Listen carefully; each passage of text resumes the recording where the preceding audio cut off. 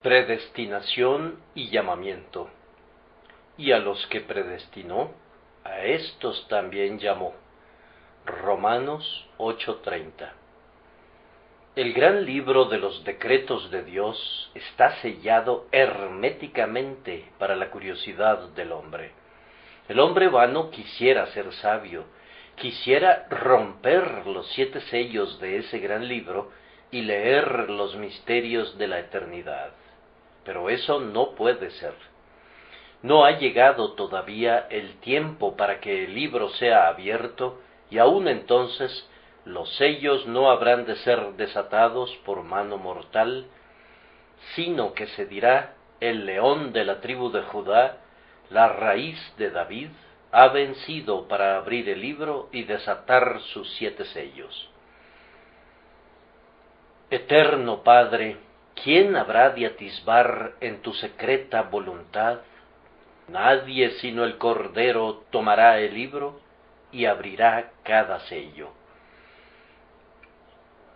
Nadie sino Él podrá desplegar ese registro sagrado y leerlo ante el mundo que habrá sido congregado. Entonces, ¿cómo podré saber si he sido predestinado por Dios para la vida eterna o no? Es una pregunta en la que están en juego mis intereses eternos.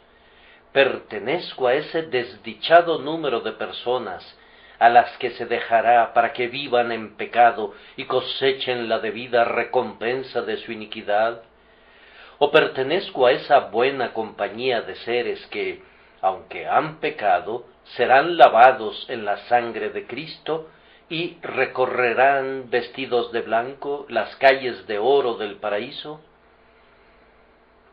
Mi corazón no puede descansar mientras esa pregunta no reciba una respuesta, pues siento una intensa ansiedad al respecto. Me preocupa infinitamente más mi destino eterno que todos los asuntos temporales. Videntes y profetas, si ustedes lo saben, díganmelo, o díganme si mi nombre está registrado en ese libro de la vida. ¿Soy yo uno de aquellos que están ordenados para vida eterna? ¿O seré dejado para que siga mis propias concupiscencias y pasiones, y para que destruya mi propia alma? Oh amigo, existe una respuesta para tu pregunta. No es posible abrir el libro, pero Dios mismo ha publicado muchas de sus páginas. Él no ha publicado la página en la que figuran los nombres específicos de los redimidos, pero la página del Sagrado Decreto, en la que consta el carácter de esos redimidos, ha sido publicada en su palabra y te será proclamada en este día. El sagrado registro escrito por la mano de Dios es publicado hoy por doquier bajo el cielo, y el que tiene oído, oiga lo que el Espíritu le dice. Oh, mi querido oyente, yo no te conozco por tu nombre, ni la palabra de Dios te identifica por tu nombre, pero tú puedes leerlo si te fijas en tu carácter, y si tú has sido hecho partícipe del llamamiento que se menciona en el texto, entonces puedes concluir que tú estás, sin ningún lugar a dudas, entre los predestinados. A los que predestinó, a éstos llamó. Y si eres llamado, se sigue como una inferencia natural que tú eres predestinado. Ahora, al considerar este solemne tema, permítanme comentarles que hay 2 clases de llamamientos que son mencionados en la palabra de Dios. El primero es el llamamiento general, que hace sinceramente el Evangelio a todo aquel que oye la palabra. El ministro tiene el deber de llamar a las almas a venir a Cristo, pero no debe hacer ninguna distinción de ningún tipo. Id por todo el mundo y predicad el Evangelio a toda criatura. La trompeta del Evangelio suena audiblemente en nuestras congregaciones para todo ser humano. A todos los sedientos, venid a las aguas, y los que no tienen dinero, venid, comprad y comed. Venid, comprad sin dinero y sin precio vino y leche. Oh hombres, a vosotros clamo, dirijo mi voz a los hijos de los hombres. Proverbios 8:4. Este llamamiento es sincero de parte de Dios, pero el hombre es por naturaleza tan opuesto a Dios que ese llamamiento nunca es eficaz, pues el hombre lo ignora, le da la espalda y prosigue su camino sin que estas cosas le importen. Pero fíjense que aunque este llamamiento sea rechazado, el hombre no tiene excusa en su repudio. El llamamiento universal contiene tal autoridad que la persona que no lo obedezca no tendrá ninguna excusa en el día del juicio. Cuando se te ordena creer y arrepentirte, cuando se te exhorta a huir de la ira venidera, si desprecias la exhortación y rechazas el mandamiento, el pecado recae sobre tu propia cabeza. Y este solemne texto hace saber una terrible advertencia. ¿Cómo escaparemos nosotros si descuidamos una salvación tan grande? Pero les repito que este llamamiento universal es rechazado por el hombre. Es un llamamiento, pero no va acompañado de la fuerza divina ni de la energía del Espíritu Santo en un grado tal que lo convierta en un llamamiento irresistible. Por lo tanto, los hombres perecen aun cuando el llamamiento universal del Evangelio resuena en sus oídos. La campana de la casa de Dios tañe cada día y los pecadores la oyen, pero tapan sus oídos con sus dedos y prosiguen su camino, el uno a su labranza y el otro a sus negocios, y aunque son invitados y llamados a la boda, no quieren asistir y por no ir incurren en la ira de Dios, y Él declara acerca de esas personas: ninguno de aquellos hombres que fueron convidados gustará mi cena. El llamamiento de nuestro texto es de un tipo diferente. No es un llamamiento universal, sino que es un llamamiento especial, particular, personal, discriminante, eficaz e irresistible. Este llamamiento es enviado a los predestinados y sólo a ellos. Por la gracia ellos oyen el llamamiento, lo obedecen y lo reciben. Ellos son los que pueden decir ahora: atráeme, en pos de ti correremos. Al predicar sobre este llamamiento esta mañana, voy a dividir mi sermón en 3 partes breves. Primero, voy a dar unos ejemplos del llamamiento.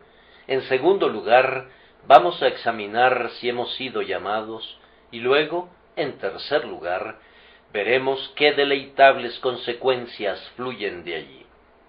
Ejemplo, examen, consolación. Entonces, ante todo les daré algunos ejemplos. Para ejemplificar el llamamiento eficaz de la gracia que va dirigido a los predestinados, debo usar primero el caso de Lázaro. ¿Ven aquella piedra que fue rodada hasta la boca del sepulcro? Mucha necesidad hay de que la piedra sea asegurada con firmeza, pues dentro del sepulcro se encuentra un pútrido cadáver. Junto a la tumba está la hermana de ese muerto en estado de descomposición y dice: «Señor, hiede ya, porque es de 4 días». Esa es la voz de la razón y de la naturaleza. Marta tiene razón, pero junto a Marta está un hombre que es Dios verdadero, de Dios verdadero, a pesar de toda su humildad. «Quitad la piedra», dice él, y le obedecen. Y ahora óiganlo clamar: «Lázaro, ven fuera». Esa orden va dirigida a un cadáver putrefacto, a un cuerpo que ha estado muerto durante 4 días y en el que los gusanos ya han celebrado su festín, pero, por extraño que parezca, De esa tumba emerge un hombre que está vivo. Ese cadáver en estado de descomposición ha sido resucitado y sale, atadas las manos y los pies con vendas y el rostro envuelto en un sudario. Desatadle y dejadle ir, dice el Redentor, y entonces el hombre camina con toda la libertad de la vida. El llamamiento eficaz de la gracia tiene una idéntica similitud. El pecador está muerto en el pecado. No solamente está en el pecado, sino que está muerto en el pecado y es completamente impotente para darse él mismo la vida de gracia. Es más, no solo está muerto, sino que está putrefacto. Sus concupiscencias, como los gusanos, han reptado en su interior. Un hedor terrible ha llegado a las narices de la justicia. Dios lo aborrece y la justicia clama: sepulten al muerto de delante de mí, échenlo en el fuego para que se consuma. Misericordia soberana viene, y allí está esa inconsciente e inerte masa de pecado. Gracia soberana clama, ya sea a través del ministro o directamente por el Espíritu de Dios, sin la intermediación de ninguna otra agencia: ven fuera, y ese hombre vive. ¿Contribuye él en algo a su nueva vida? No, Dios es el único que le otorga su vida. El individuo estaba muerto, absolutamente muerto, podrido en su pecado, pero cuando llega el llamamiento, se le otorga la vida, y obedeciendo al llamamiento, el pecador sale del sepulcro de sus concupiscencias y comienza a vivir una nueva vida, una vida que es la vida eterna que Cristo da a sus ovejas. Bien, pregunta alguien, pero ¿cuáles son las palabras que Cristo utiliza cuando llama al pecador y lo hace salir de la muerte? Pues bien, el Señor puede usar cualesquiera palabras. No hace mucho tiempo vino a este salón un hombre que estaba sin Dios y sin Cristo, y la simple lectura del himno Jesús, amante de mi alma, fue el instrumento de su vivificación. Se preguntó: ¿me ama Jesús? Entonces tengo que amarlo, y fue resucitado en esa misma hora. Las palabras que emplea Jesús son diversas en diferentes casos. Yo confío en que incluso mientras me encuentro hablando esta mañana, Cristo hablará por mi medio, y alguna palabra que pudiera caer de mis labios sin premeditación y casi sin deliberación, será enviada por Dios como un mensaje de vida a algún corazón aquí presente que está muerto y putrefacto, para que alguna persona que ha vivido en pecado hasta este momento viva ahora para justicia y viva para Cristo. Ese es el primer ejemplo que les daré de lo que significa el llamamiento eficaz. Encuentra muerto al pecador, le da la vida, y el pecador obedece el llamamiento de vida y vive. Pero consideremos una segunda fase del mismo. Ustedes recordarán que mientras el pecador está muerto en su pecado, está lo suficientemente vivo en todo lo concerniente a cualquier oposición contra Dios. Es impotente para obedecer, pero es lo suficientemente potente para resistirse al llamamiento de la gracia divina. Puedo ilustrarlo con el caso de Saulo de Tarso. Este altivo fariseo aborrece al Señor Jesucristo. Ha apresado a cada seguidor de Jesús que encuentra a su alcance. Ha arrastrado a hombres y mujeres a prisión. Con la avidez de un avaro que anda a la caza del oro, ha andado tras la preciosa vida de los seguidores de Cristo, y habiendo agotado su presa en Jerusalén, solicita cartas y sale con rumbo a Damasco con la misma sangrienta encomienda. Háblale en el camino, si quieres. Envíale al apóstol Pedro y que Pedro le diga: Saulo, ¿por qué te opones a Cristo? El tiempo vendrá cuando tú serás su discípulo. Pablo se daría la vuelta y se echaría a reír hasta el escarnio. Vete de aquí, pescador, vete de aquí. Yo, un discípulo de ese impostor Jesús de Nazaret. Mira, esta es mi confesión de fe. Voy a arrojar en prisión a tus hermanos y a tus hermanas, y voy a golpearlos en la sinagoga, y voy a obligarlos a blasfemar, y voy a cazarlos hasta la muerte, pues respiro amenazas, y mi corazón es como un fuego en contra de Cristo. No ocurrió una escena así, pero si los hombres lo hubieran reconvenido, pueden concebir fácilmente que esa hubiera sido la respuesta de Saulo. Pero Cristo resolvió que llamaría a ese hombre. ¡Oh, qué empresa era esa!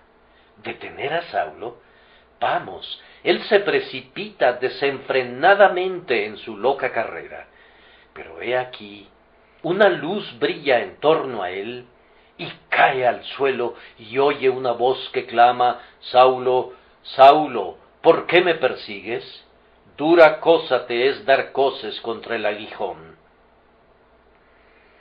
Los ojos de Saulo se llenan de lágrimas, y luego se cubren de tenebrosas escamas, y clama: ¿Quién eres, Señor? Y una voz dice: Yo soy Jesús, a quien tú persigues.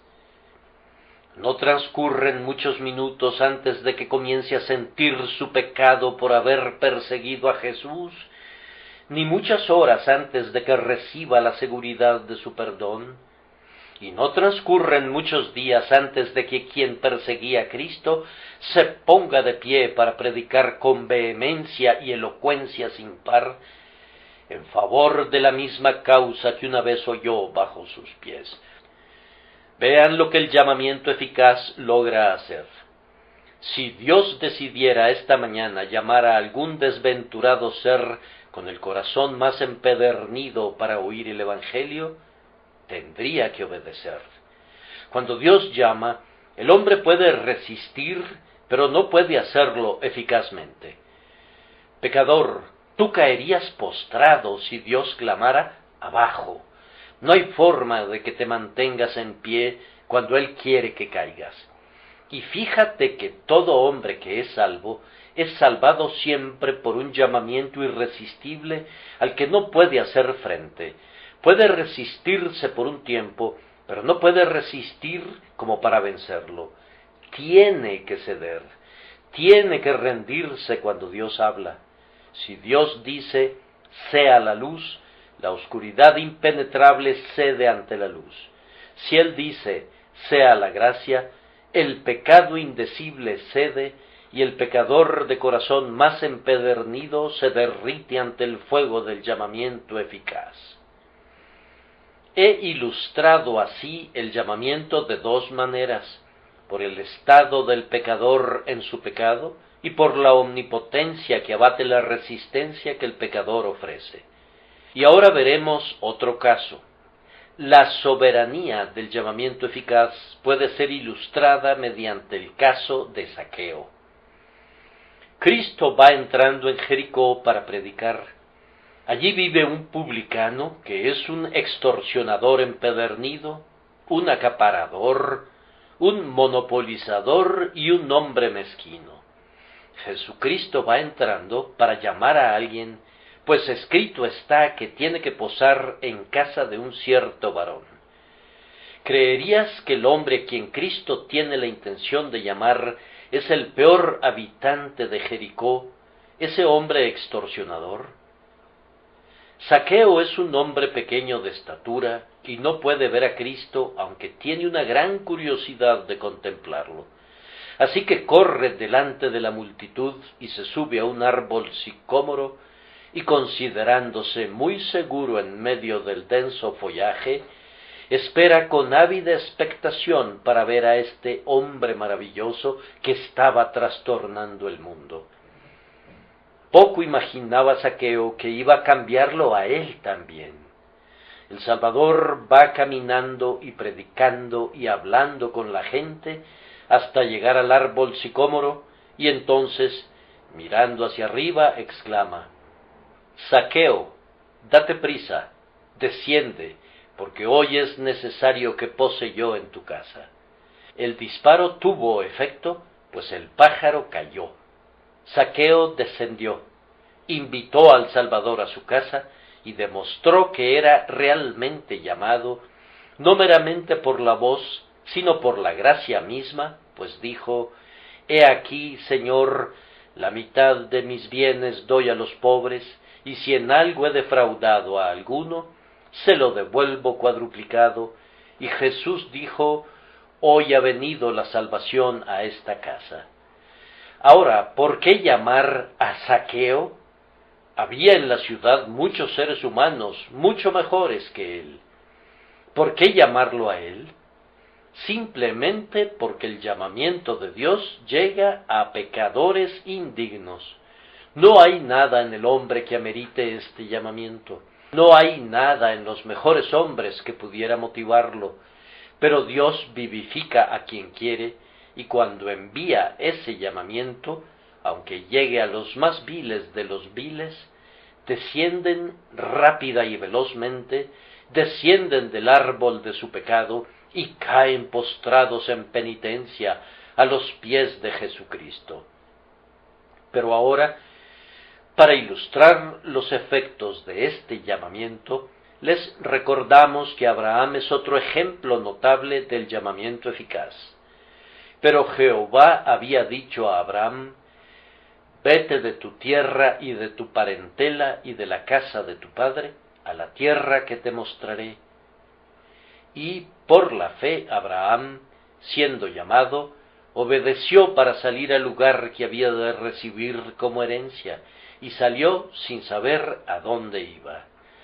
Ah, pobre Abraham, habría dicho el mundo, cuánta tribulación le costó su llamamiento.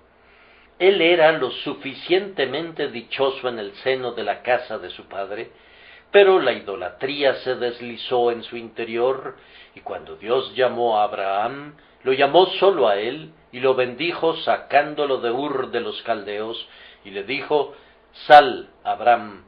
Y él salió, sin saber a dónde iba. Ahora, cuando el llamamiento eficaz llega a una casa y escoge a un hombre, ese varón se verá forzado a salir fuera del campamento llevando el vituperio de Cristo. Debe abandonar a sus más queridos amigos, a todos sus viejos conocidos, a todos aquellos compañeros con los que solía beber y maldecir y disfrutar. Tiene que apartarse de todos ellos para seguir al Cordero por donde quiera que va. ¿Qué prueba enfrentó la fe de Abraham cuando tuvo que dejar todo lo que le era tan querido y salir sin saber a dónde iba? Y, sin embargo, Dios tenía una buena tierra para él y tenía la intención de bendecirlo grandemente. Varón, si eres llamado, si eres verdaderamente llamado, tendrás que salir, y tendrás que salir solo. Tal vez algunos de los miembros del pueblo profesante de Dios te dejarán. Tendrás que salir sin un solo amigo. Tal vez la propia Sara te abandone y pudiera ser un forastero en una tierra extraña, un errante solitario, como lo fueron todos tus padres. Ah, pero si fuera un llamamiento eficaz y si la salvación fuera su resultado, ¿qué importa que vayas solo al cielo? Es mejor ser un solitario peregrino con rumbo a la bienaventuranza que uno de los miles de pobladores del camino al infierno. Les daré otro ejemplo. Cuando el llamamiento eficaz llega a un hombre, al principio pudiera desconocer que se trata de un llamamiento eficaz. Ustedes recuerdan el caso de Samuel. El Señor llamó a Samuel, y él se levantó y fue a Elí, y le dijo: «Heme aquí, ¿para qué me llamaste?» Y Elí le dijo: «Yo no he llamado, vuelve y acuéstate». El Señor volvió a llamar, y dijo: «Samuel, Samuel». Y él volvió a levantarse, y vino a Elí, y dijo, heme aquí, ¿para qué me has llamado? Y fue entonces cuando Elí, y no Samuel, entendió por primera vez que el Señor había llamado al joven.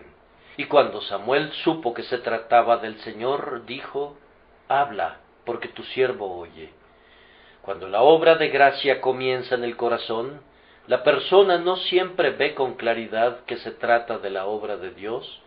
Está impresionado por el ministro y tal vez está más bien ocupado con la impresión que con el agente de la impresión. Dice, yo no sé cómo ha sido, pero he sido llamado. Elí, el ministro, me ha llamado. Y tal vez acude a Elí para preguntarle qué quiere de él. Seguramente, dice él, el ministro me conocía y me dijo algo personalmente porque conocía mi caso. Y acude a Elí, y no es sino posteriormente, tal vez, que descubre que Elí no tuvo nada que ver con la impresión, sino que el Señor lo había llamado. Sé esto, creo que Dios obró en mi corazón durante años antes de que yo supiera algo acerca de él. Yo sabía que había una obra, sabía que oraba y clamaba y gemía pidiendo misericordia, pero no sabía que se trataba de la obra del Señor. Pensaba a medias que era mi propia obra. No supe sino hasta después, cuando fui conducido a conocer a Cristo como toda mi salvación y todo mi deseo, que el Señor había llamado al niño, pues esto no pudo haber sido el resultado de la naturaleza, sino que tuvo que haber sido el efecto de la gracia. Pienso que puedo decirles a quienes son principiantes en la vida divina, que en tanto que su llamamiento sea real, pueden tener la seguridad de que es divino. Si es un llamamiento que coincide con los comentarios que estoy a punto de ofrecerles en la segunda parte del discurso, aunque hubieran podido pensar que la mano de Dios no estaba en ello, tengan la seguridad de que sí está, pues la naturaleza no podría producir nunca el llamamiento eficaz. Si el llamamiento es eficaz, y ustedes son sacados y llevados a otro lugar, sacados del pecado y llevados a Cristo, sacados de la muerte y llevados a la vida, y sacados de la esclavitud y llevados a la libertad, entonces, aunque no puedan ver la mano de Dios en ello, allí está. He ejemplificado así el llamamiento eficaz, y ahora, a manera de examen, que cada quien se juzgue a sí mismo mediante ciertas características del llamamiento celestial que estoy a punto de mencionar. Si buscan en su Biblia, en 2 Timoteo 1:9, leerán estas palabras: quien nos salvó y llamó con llamamiento santo. Aquí está la primera piedra de toque con la que podemos probar nuestro llamamiento. Muchos son los llamados y pocos los escogidos, porque hay muchos tiempos de llamamiento, pero el verdadero llamamiento, y sólo ese, responde a la descripción del texto. Es un llamamiento santo, no conforme a nuestras obras, sino según el propósito suyo y la gracia que nos fue dada en Cristo Jesús antes de los tiempos de los siglos. Este llamamiento prohíbe toda confianza en nuestras propias acciones y nos conduce sólo a Cristo para la salvación, pero posteriormente nos purifica de las obras muertas para servir al Dios vivo y verdadero. Si estás viviendo en pecado, tú no eres llamado. Si todavía puedes continuar siendo como eras antes de tu pretendida conversión, entonces no se trata de una conversión en absoluto. El hombre que es llamado en su embriaguez, abandona su embriaguez. Los individuos pueden ser llamados en medio del pecado, pero no continuarán en él por más tiempo. Saúl fue ungido para ser rey cuando andaba en busca de las asnas de su padre, Y muchos hombres han sido llamados cuando iban en pos de su propia concupiscencia, pero dejarán las asnas y dejarán la concupiscencia una vez que son llamados. Ahora bien, por esto sabrán si son llamados por Dios o no, si continúan en el pecado, si caminan siguiendo la corriente de este mundo, de acuerdo al espíritu que ahora opera en los hijos de desobediencia, entonces todavía están muertos en sus delitos y pecados. Pero como aquel que los ha llamado es santo, ustedes también han de ser santos. Pueden decir, Señor, tú lo sabes todo, tú sabes que yo deseo guardar todos tus mandamientos y caminar intachablemente delante de ti. Yo sé que mi obediencia no puede salvarme, pero anhelo obedecer. No hay nada que me duela tanto como el pecado. Yo deseo quedar libre del pecado y deshacerme de él. Señor, ayúdame a ser santo. ¿Ese es el vivo anhelo de tu corazón? ¿Es ese el tenor de tu vida para con Dios y para con su ley? Entonces, amado, tengo razones para esperar que has sido llamado por Dios, pues el llamamiento por medio del cual Dios llama a su pueblo es santo. Veamos otro texto. En Filipenses 3, 13, 14, se encuentran estas palabras: olvidando ciertamente lo que queda atrás y extendiéndome a lo que está delante, prosigo a la meta, al premio del supremo llamamiento de Dios en Cristo Jesús. Entonces, ¿es el tuyo un supremo llamamiento? ¿Ha levantado tu corazón y lo ha puesto en las cosas celestiales? ¿Ha levantado tus esperanzas y ya no abrigas más esperanzas en las cosas que están en la tierra, sino sólo en las cosas que están en lo alto? ¿Ha elevado tus gustos de tal manera que ya no consisten más en revolcarte, sino que eliges las cosas que son de Dios? ¿Ha elevado tus deseos de tal manera que estás anhelante no de las cosas terrenales, sino de las cosas que no se ven y que son eternas? ¿Ha elevado el tenor constante de tu existencia de tal manera que pasas tu vida con Dios en oración, en alabanza y dando gracias, y no puedes contentarte más con las viles y despreciables ocupaciones que te absorbían en los días de tu ignorancia?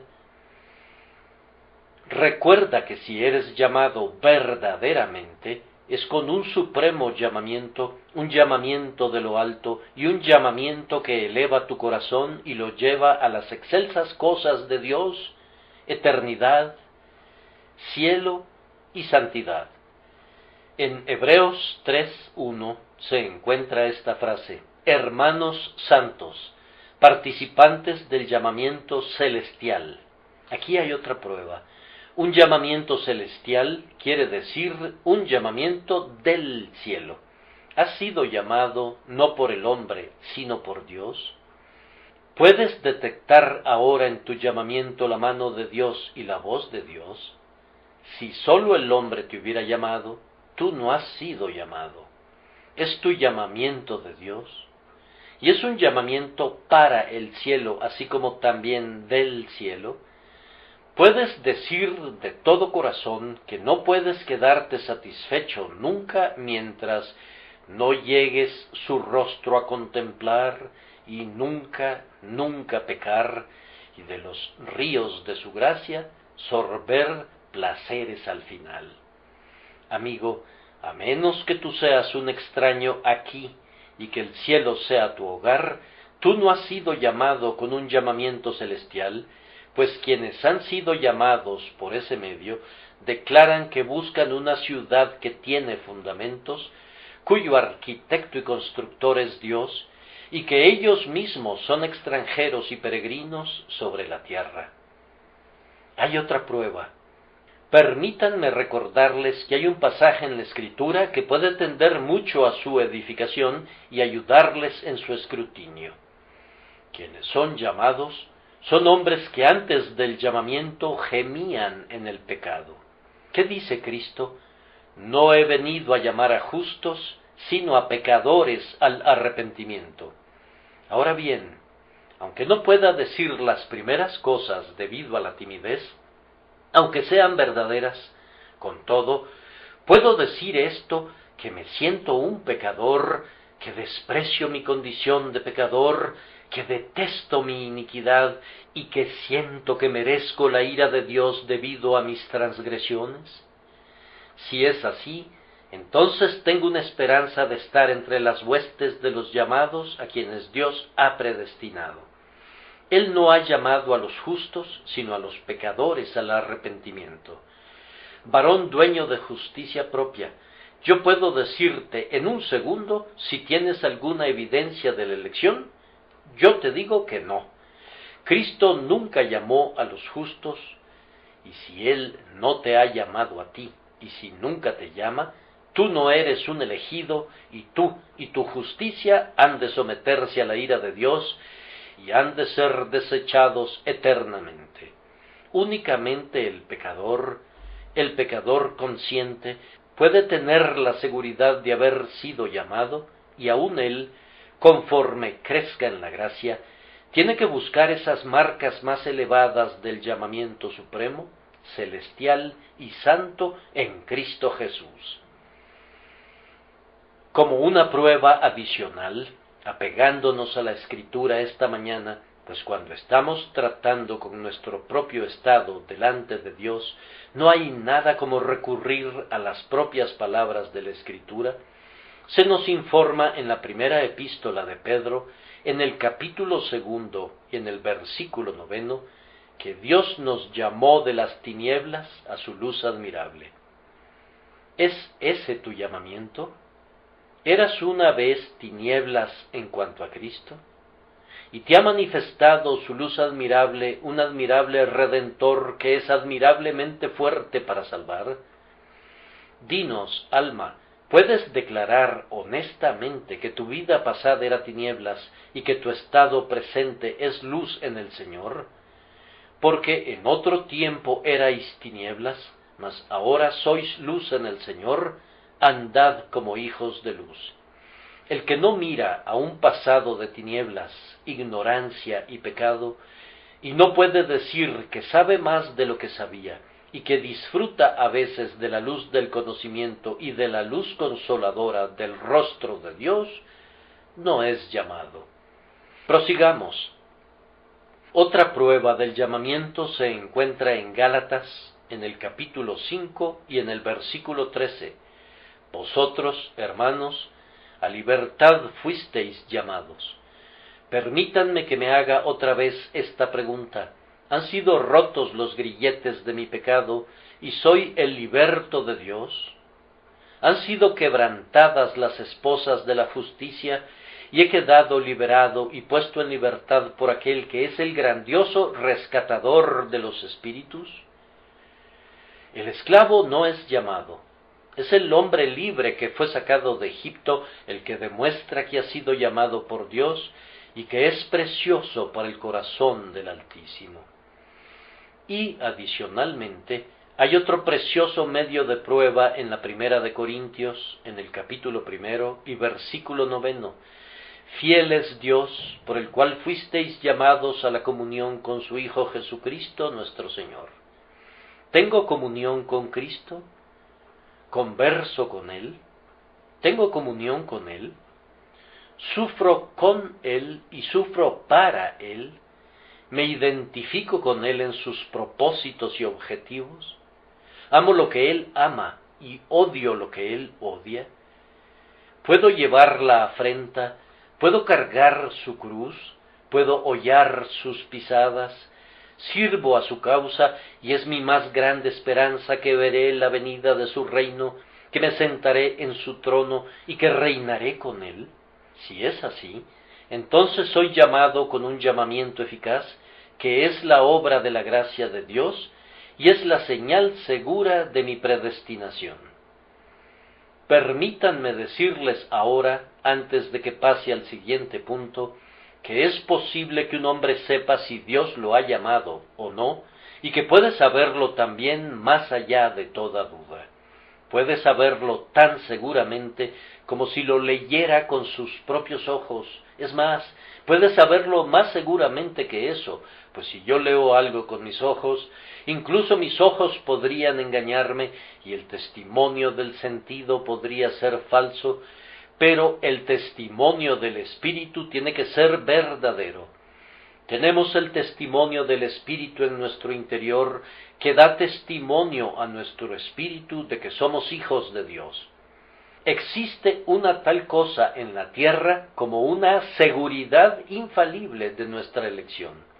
Una vez que el hombre la obtenga, ungirá su cabeza con aceite nuevo y se vestirá con el blanco ropaje de la alabanza y pondrá el cántico del ángel en su boca.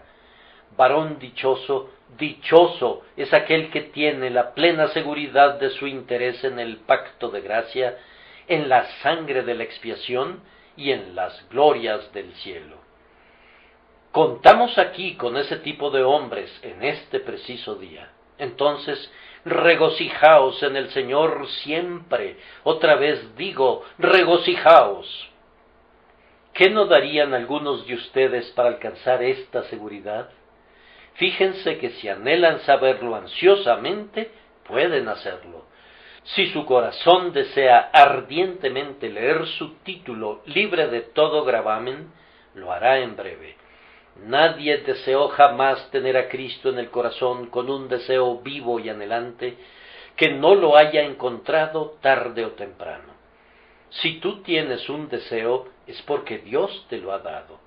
Si anhelas vivamente, y clamas y gimes para tener a Cristo, aun eso es un don suyo. Bendícelo por ello.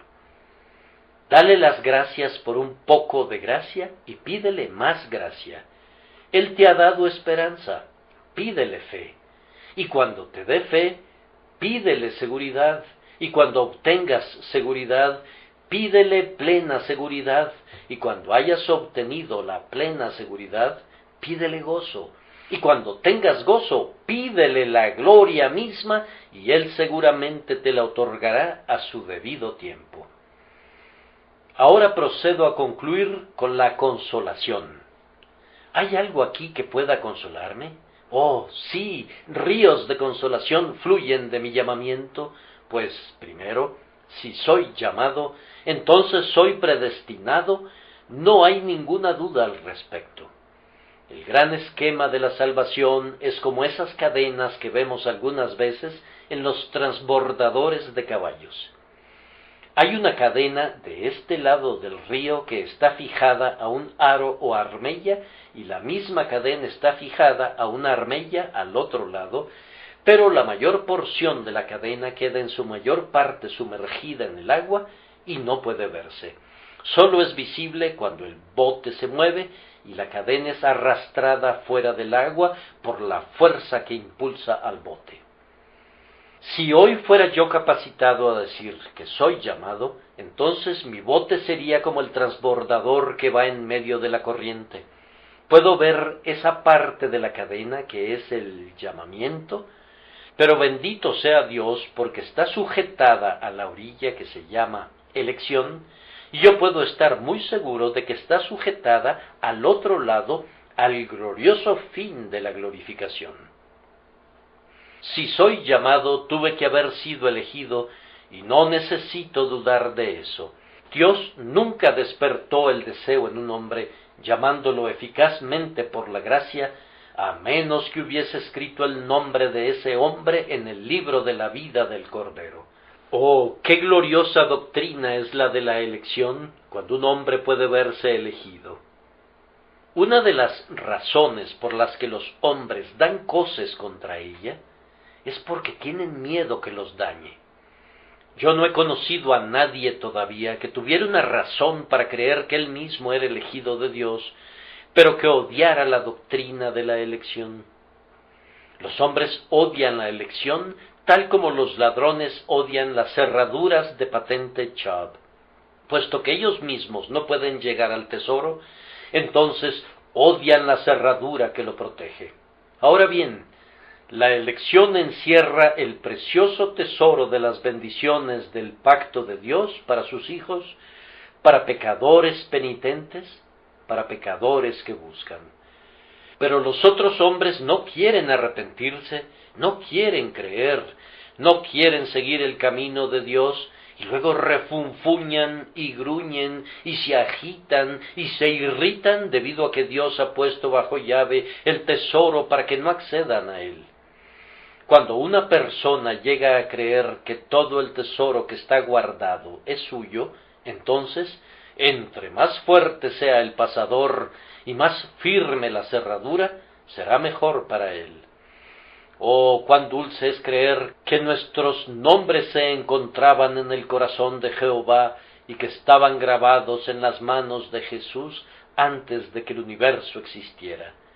¿Acaso eso no ha de electrificar de gozo a un hombre y no lo hará danzar de júbilo? Elegidos por Dios antes de que el tiempo existiera. Vamos, calumniadores, vituperen cuanto les plazca. Vamos, mundo alzado en armas, cataratas de problemas, desciendan ustedes si así lo quieren, y ustedes, correntadas de aflicción, fluyan si así les fuere ordenado, pues Dios ha escrito mi nombre en el libro de la vida. Yo permanezco firme como esta roca, aunque la naturaleza se tambalee y todas las cosas pasen. Cuán grande consolación entonces es ser llamado, pues si soy llamado, entonces soy predestinado. Vamos, asombrémonos ante la soberanía que nos ha llamado y recordemos las palabras del apóstol. Pues mirad, hermanos, vuestra vocación, que no sois muchos sabios según la carne, ni muchos poderosos, ni muchos nobles, sino que lo necio del mundo escogió Dios para avergonzar a los sabios, y lo débil del mundo escogió Dios para avergonzar a lo fuerte, y lo vil del mundo y lo menospreciado escogió Dios, y lo que no es, para deshacer lo que es, a fin de que nadie se jacte en su presencia. Mas por él estáis vosotros en Cristo Jesús, el cual nos ha sido hecho por Dios sabiduría, justificación, santificación y redención, para que, como está escrito, el que se gloría, gloríese en el Señor. Una segunda consolación es extraída de la grandiosa verdad de que si un hombre es llamado, ciertamente será salvado al final. Para demostrar eso, sin embargo, los voy a referir a las expresas palabras de la Escritura, Romanos 11:29. Irrevocables son los dones y el llamamiento de Dios. Él nunca se arrepiente de lo que da, ni de lo que llama. Y esto es probado, en verdad, por el mismo capítulo del cual hemos tomado nuestro texto. A los que predestinó, a éstos también llamó, y a los que llamó, a éstos también justificó, y a los que justificó, a éstos también glorificó, a cada uno de ellos. Ahora, creyente, tú pudieras ser muy pobre y estar muy enfermo y ser muy desconocido y despreciado, pero siéntate y revisa tu llamamiento esta mañana y las consecuencias que emanan de él. Tan cierto como eres hoy un hijo llamado por Dios, tu pobreza llegará pronto a un fin y tú serás rico para todos los propósitos de la bienaventuranza. Espera un poco. Esa cabeza cansada llevará ceñida en breve una corona. Detente un poco. Esa mano callosa de labor empuñará pronto ramas de palmeras. Enjuga esa lágrima. Dios pronto enjugará tus lágrimas para siempre. Suprime ese suspiro. ¿Por qué suspirar cuando el cántico eterno está a punto de brotar de tus labios? Los portales del cielo permanecen muy abiertos para ti. Unas cuantas horas aladas tienen que batir sus alas. Unas cuantas olas más han de pasar sobre ti, y tú llegarás a salvo a la costa dorada. No digas, estaré perdido, seré echado fuera. Imposible. A quienes Él ama, jamás los abandona, sino que los ama hasta el fin. Si Él te ha llamado, nada podría separarte de su amor. El lobo del hambre no puede mordisquear el lazo, el fuego de la persecución no puede desatar el vínculo, el martillo del infierno no puede quebrar la cadena. La antigüedad no puede devorarlo con su herrumbre, ni la eternidad puede disolverlo con todas sus edades. Oh, cree que estás seguro. Esa voz que te llamó, te llamará de nuevo de la tierra al cielo, de las densas tinieblas de la muerte a los esplendores indecibles de la inmortalidad. Puedes estar seguro de que el corazón que te llamó late con infinito amor para contigo, un amor que no muere, que las muchas aguas no pueden apagar y que las inundaciones no pueden ahogar.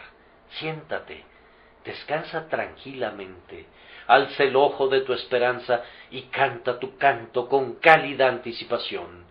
Tú estarás pronto con los glorificados allí donde está tu porción.